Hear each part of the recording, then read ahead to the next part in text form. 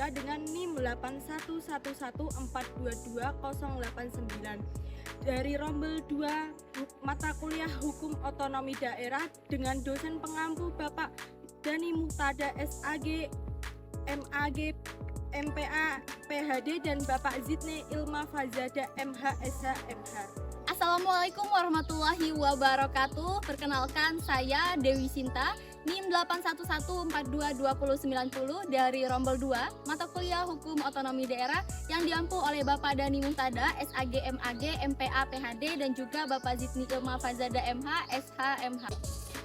Perkenalkan, nama saya Rentus Angela dengan NIM 811422091 dari Rombel 2. Perkenalkan, nama saya Rifcika Putri Hermawan dengan NIM 81114222092 dengan dosen pengampu Pak Dani Muhtada SAG, MAG, MPH, PhD dengan dosen pengampu Pak Zidni Ilma Fazada MH, SH, MH dengan nomor presensi 39.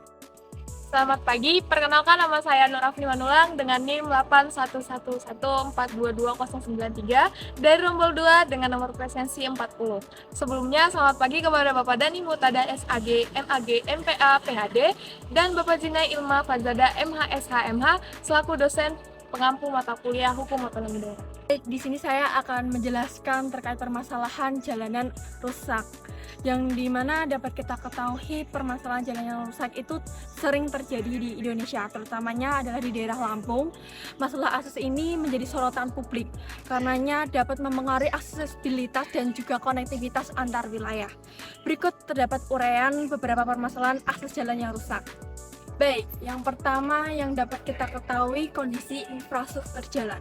Salah satu permasalahan yang utama kondisi infrastruktur jalan yang belum memadai di beberapa wilayah di daerah Lampung, yang dimana dapat menyulitkan aksesibilitas dan juga meningkatkan risiko kecelakaan. Yang dapat kita lihat contoh nyata itu berada di pintu keluar Jalan Tol Gunung Batin yang menuju wilayah Kabupaten Tulang Bawang. Selanjutnya terdapat di Jalan Bandar Jaya Mandala yang rusak parah, yang warga itu sangat meresahkan atas hal kejadian jalan yang rusak. Ya, baik, yang kedua itu ada kurangnya akses wilayah yang terpencil. Yang kita ketahui beberapa wilayah terpencil yang ada di daerah Lampung itu mungkin sekali sangat sulit dilalui di perkotaan, jalan menuju perkotaan. Karenanya dapat menghambat distribusi dan juga akses pelayanan publik masyarakat untuk pemerintah, yang dimana dapat kita ketahui juga seperti halnya kesehatan, perekonomian, dan juga pendidikan. Ketiga yaitu desain buruk. Jalanan rusak di Lampung disebabkan oleh desain yang tidak sesuai, seperti tidak adanya drainase yang efektif, yang dapat mengakibatkan menggenangnya udara dan jalanan cepat rusak. Yang keempat, kelebihan muatan. Kendaraan yang melintasi jalan setiap hari dapat menyebabkan tekanan berlebihan yang dapat menyebabkan jalanan cepat rusak. Baik, saya di sini akan menjelaskan mengenai otonomi daerah. Otonomi daerah adalah sebuah kebebasan atau kewenangan. Kedua arti tersebut mengarah pada hal-hal yang berkaitan dengan politik. Berdasarkan ketentuan pasal 1 angka 6 Undang-Undang Nomor 23 Tahun 2014 menjelaskan bahwa otonomi daerah adalah hak, wewenang dan kewajiban daerah otonomi untuk mengatur dan mengurus sendiri urusan pemerintahan dan kepentingan masyarakat setempat dalam sistem negara kesatuan Republik Indonesia. Contohnya seperti apa? Contohnya seperti membuat keputusan politik seperti administrasi yang memang sesuai dengan peraturan undang-undang yang berlaku. Saya akan menjelaskan mengenai perhubungan antara otonomi daerah dengan rusaknya jalan di Lampung. Otonomi daerah memiliki keterkaitan dengan rusaknya akses jalan di Lampung dalam berbagai aspek. Pertama, otonomi daerah memberikan kebebasan kepada pemerintah daerah untuk mengelola dan mengatur sendiri urusan daerahnya, termasuk infrastruktur seperti jalan. Namun, dalam kasus Lampung, kebijakan pemerintah daerah dalam mengelola jalan rusak telah dikritik karena tidak efektif dan tidak memenuhi kebutuhan masyarakat. Kritik ini memunculkan perhatian Presiden Jokowi yang kemudian mengambil alih perbaikan perbaikan jalan rusak di Lampung dengan mengalokasikan dana sebesar 800 miliar untuk memperbaiki 15 ruas jalan daerah. Kedua, otonomi daerah juga dapat berimplikasi pada kualitas pelayanan publik, termasuk infrastruktur jalan. Dan pada kasus Lampung, kebijakan pemerintah daerah yang lebih fokus pada pengeluaran gaji pegawai daripada pengelolaan infrastruktur seperti jalan rusak dapat berdampak pada kualitas pelayanan yang kurang baik.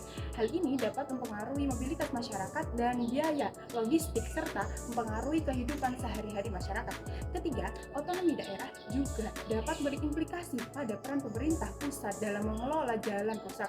Dalam kasus Lampung, pemerintah pusat mengambil alih perbaikan jalan rusak sebagai bentuk bantuan atau hibah yang dapat dianggap sebagai bentuk teguran terhadap pemerintah daerah tersebut. Hal ini menunjukkan bahwa pemerintah pusat memiliki peran penting dalam pengelolaan jalan rusak, terutama jika pemerintah daerah tidak dapat mengelola daerah yang telah menjadi otonominya. Baik, di sini saya akan menjelaskan mengenai solusi yang bisa diberikan oleh pemerintah Provinsi Lampung untuk mengatasi jalanan yang rusak. Yang pertama, melalui penyusunan rencana pembangunan jalan.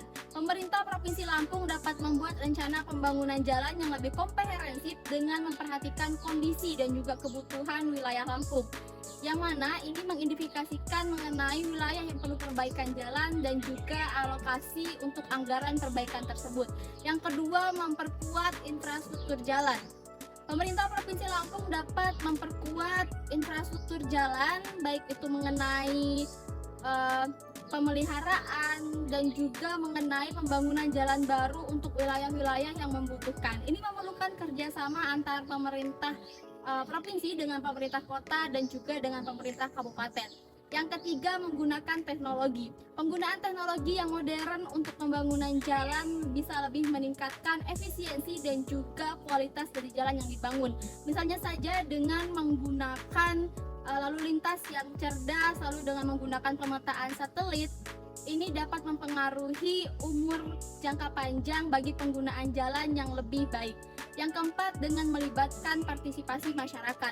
Pemerintah Provinsi Lampung itu harus melibatkan masyarakat di dalam pengawasan dan juga melibatkan masyarakat untuk pemeliharaan jalan secara bersama-sama, di mana pemeliharaan jalan yang berbasis masyarakat ini dapat mengurangi biaya untuk pemeliharaan jalan sendiri dan dapat meningkatkan kerekatan antara pemerintah Provinsi Lampung dengan masyarakat. Dengan mengimplementasikan langkah-langkah yang komprehensif dan terkoordinir, maka Provinsi Lampung dapat menangani masalah kerusakan jalan. Terima kasih. Wassalamualaikum warahmatullahi wabarakatuh.